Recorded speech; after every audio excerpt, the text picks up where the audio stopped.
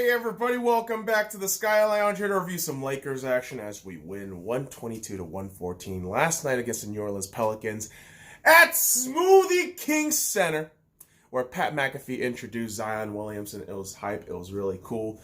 What wasn't cool was the Lakers missing their two big players in AD and AC. Anthony Davis and Alex Caruso was out with injuries. And who was permanently going to be out from the Lakers is Troy Daniels, officially being waived yesterday. And that actually goes in tandem with the reports that's been coming out saying J.R. Smith and Dion Waiters will be worked out with the Lakers.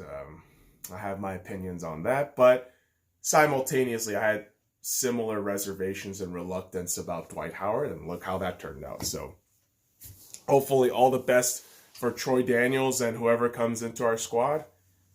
Hopefully they can get us over that hump and win a championship. But we're not there yet, boys and girls. We're not in playoff mode yet. We're still in regular season mode. And in regular season mode, where the Lakers are cruising, more or less cruising this first seed in the Western Conference, there are teams battling for their lives, like the Pelicans. They currently still sit at the 9th seed, a couple games behind the Memphis Grizzlies, who the Lakers actually met up with the prior evening and got the shit kicked out of them.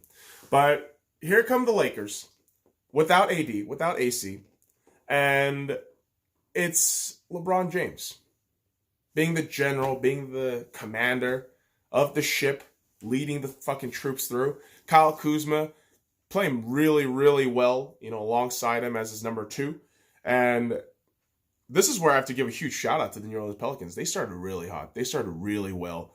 And for them to get an early advantage in the first quarter, leading 33-29 by the end, has to be a huge credit to those young guys that were traded during the summer. Lonzo Ball, who was a defensive monster in this game, I feel, and just all around just being a great point guard, for his team. And Brandon Ingram and Zion Williamson just eating up points in the paint was really fun to watch. And then you move on to the second quarter. And boys and girls, if you're like me, you are watching this broadcast on ESPN, national television. And if you're like me, you probably wanted to bash your fucking head in against the wall because you're listening to Doris Burke and this fucking chump just suck off the goddamn Pelicans. And I get it. I get it. Zion is an incredible story, okay? But the fact of the matter is, he's a rookie that's been injured for most of this fucking season. And he is probably a dozen or 2 dozen pounds overweight relative to how, efficient he should be operating, with his relative size and weight. But man, can ESPN get the fucking cock out their mouths? I get it, but stop it. There are other players on the fucking court. You barely talk about Lonzo. You barely talk about Brandon Ingram. And quite honestly, you barely talk about Drew Holiday, who, by all accounts, is one of the better fucking players and the more consistent player in that goddamn squad. And the narrative is easy to climb onto. Oh, the first teenager to score 20 plus points in damn near a dozen fucking games in a row. Great. It's not really translating to wins, is it? So what the fuck are you filleting yourselves for? Jesus Christ, ESPN. And this may sound like I'm a fucking Zion hater. Far from it. I love what Zion brings to the game. His energy, his humbleness, it's humility. It's just all there. I love it. Humbleness, humility, whatever the fuck word has to pop out of my goddamn brain because it's fucking poo today. And I have to blame that on ESPN. Oh God, just an absolute fucking disaster sometimes watching ESPN. But really, what wasn't a disaster in the second quarter was the Lakers defense actually stepping up and providing some sort of momentum for the Lakers to crawl back in terms of getting that lead. And you end half at 63-61 in favor of the Lakers. Feeling pretty good about yourself. Feeling pretty decent. Getting good stops here and there at the end. And once you move on to the third quarter, it is pretty much, all right, Lakers, we've seen what you do in the third and fourth quarter. We've seen how you close out games. Can you do it again? And really, it wasn't the fact that the Lakers were pressing hard on the defense. It was New Orleans with their just brain dead mistakes. And yeah, I guess you could kind of say the Lakers defense played a huge part in that. But at the same time, the brain farts from the Pelicans just really fucked them, especially in that third quarter. Zion Williamson going one-on-one with Kyle Kuzma was curious because Kyle Kuzma, I feel like he was 2-3 inches shorter and damn near 70 pounds lighter. So you can only imagine what kind of strength Zion is operating under. But it wasn't all that impressive. I'm not gonna lie to you. If you're telling me a big ass dude is fucking like ass bumping his fucking way to skinny ass fucking small forward, okay. Am I supposed to be impressed by that shit, by the size mismatch? Oh my god. Okay, so I mean, I'm telling you, this whole Zion hype thing, oh my god. People gotta relax a little bit. Okay? He's a good kid. He's not a fucking world breaker. He's not. Right? He's no fucking Luka. Everyone chill the fuck out. Right? But while everyone, including Doris Burke and the goddamn dipshit who's right next to her at ESPN, is sucking off Zion, I'm watching Alonzo Ball playing really fucking well, getting layups, getting great looks, getting defensive stops, getting steals, and nobody's talking about it. And you still have a really great back and forth effort from both teams, and by the end of the third quarter, Brandon Ingram and Lonzo Ball combined for 30 points, 15 points, and 15 points each. And the Pelicans lead at 95-93. And you begin to feel a little bit of anxiety if you're a Lakers fan. Thinking, ooh, this Pelicans team can really keep it close. This is a bit worrying. But the fourth quarter is where the Lakers can really switch it on. Bar from that Memphis game where, yeah, they shit the bed really hard, and there's really not a lot to say about that. But in this game, fourth quarter turns up, and the Lakers just swung their dicks around and slapped the shit out of the Pelicans. And yeah, an 11-0 run by the Lakers, absolutely bullying Zion down the stretch, and the Pelicans had no answers. Like, they had genuinely no answers. I mean, 2 minutes left, 116-112, Lakers lead. LeBron James makes all 2 free throws. And this is where shit kind of goes crazy and haywire, man. Fucking ball goes out of bounds. I believe it was off of JaVale McGee, which, funny enough, was a jump ball between Lonzo Ball and JaVale McGee. And JaVale McGee actually, gets the ball, wins the ball in the air, slaps it to Kyle Kuzma, who gets it somewhat intercepted and stolen from Brandon Ingram, but the ball goes out of bounds. And now the question is, who touched it last? And initially the call was New Orleans.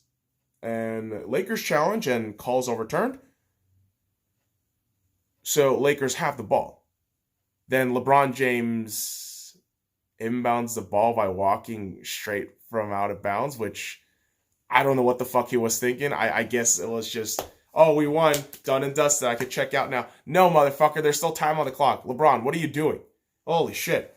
So, with all that worry, LeBron James doing dumb shit, Pelicans still couldn't capitalize. That was the death blow right there. The Pelicans not being able to capitalize in those last 2 minutes, where LeBron James turning over the ball like a fucking idiot was the biggest give me, like, hand fucking plate. I don't know what the fucking expression is, but the fucking plate was given to you, buffet style. And you goddamn ignored that shit. You just, I don't need that goddamn plate. We're going to lose. Like, Pelicans, what are you doing? You want to get to the playoffs, you got to win. What are you doing? But here they go. Letting JaVale McGee low post layup. It was actually pretty fucking great to watch. JaVale just, Ooh, handling that shit. And the Lakers go up 120 to 112. Lonzo turns over the ball and the game's over. And you know the unfortunate part of Lonzo Ball? Everyone, and I mean everyone, will shit talk Lonzo Ball. Oh, his shooting's bad, yada, yada, yada. He's not good enough. If he's not good enough, can Lonzo Ball give you 19 points, 9 rebounds, 9 assists, 3 steals, and 1 block? Huh? Is that a bad player, kids? Like, I'm trying to figure this out. Lonzo Ball, second overall in 2017. He gives you a game like this. Is that a bad player? Yes, granted. There are times where Lonzo can't shoot above 20% in field goal percentage. It just happens. I've seen that way too many times.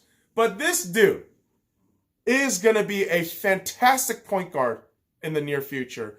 And the Pelicans should be really lucky that they got Brandon Ingram and Zoe in a deal for AD, because those are two great pieces that could complement Zion Williamson, who gave the Pelicans 35.7 rebounds, and 11 of those points coming from free throws on 13 attempts and a 75% field goal percentage. A very efficient night from him, highest game total points in his young career. And this young teenager continues to be a wonderful story. But again, kids, don't get caught in the hype train.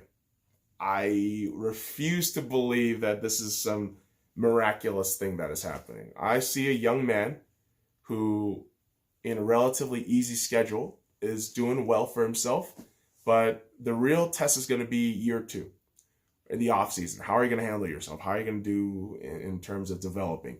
And for a guy like Brandon Ingram in that same squad, 15 points, 4 rebounds, 2 assists, 1 steal, might not have been the 25 plus, point kind of game from BI, your typical night from BI, but this is a guy who we've seen progress and evolve throughout the years, and as Lakers fans, and it's really just great to watch him become an all-star, do amazing things, and I just hope the best for him. And for the Pelicans, it wasn't the main guys who did all the great stuff, to lead to valiant effort in the game, but Derek Favors, 12 points, 4 rebounds, 1 steal, 1 block. This is a good young team. This is a good young squad. I'm just afraid that this squad won't make it to the playoffs.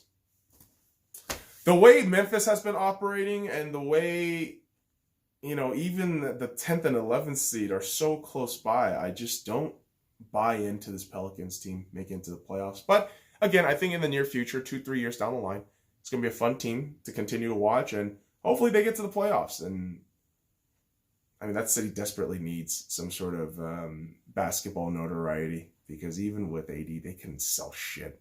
And blame ownership. You absolutely can, but the mediocrity that has transpired from New Orleans it's just a stank that's been there for years, and it's not going to go away.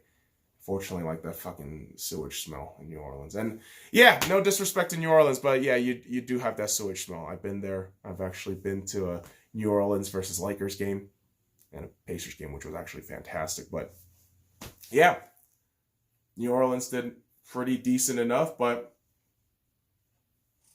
I guess your best wasn't good enough. But the Lakers pull out with the win. Can we pause for a second? When I watched that game on Saturday against Memphis, I felt the Lakers didn't try jack shit. They just laid there and took it. Whereas this game, shorthanded with no AD, no AC, the Lakers played one of their best fucking games on the road. And I was very surprised, like, wow, keeping it close, but you really don't like the Pelicans. You really want to deny them a playoff spot. Okay, I see you, LeBron and Rob. Okay, all right, okay. But speaking of LeBron James, 34 points, 12 rebounds, 13 assists, 1 steal. Holy shit! It's another triple-double. I know our modern-day fascination with triple-doubles is nauseating at times, but Jesus Christ, LeBron James at 35, what is he, 35 now? Jesus, bro. Giving us that many points and that many rebounds, that many assists on a night where, we absolutely need a win to continue that cushion as a first seed.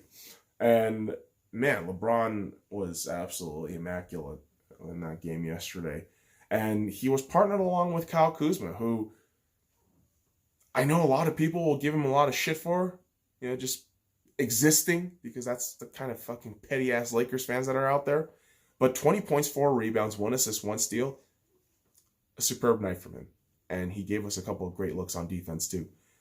Despite the fact that, yeah, he was one-on-one with Zion most of the night, and he was getting fucking ass blasted by Zion's big Popeyes eating ass. So, Kyle Kuzma did really well for himself.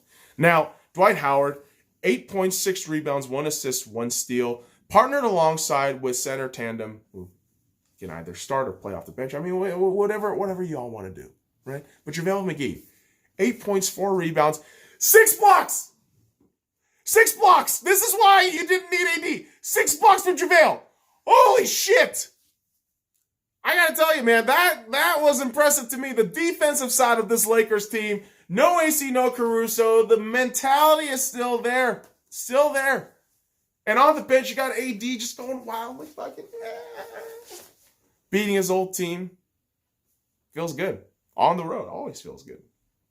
Especially after, you more or less lost a great winning streak in the Western Conference.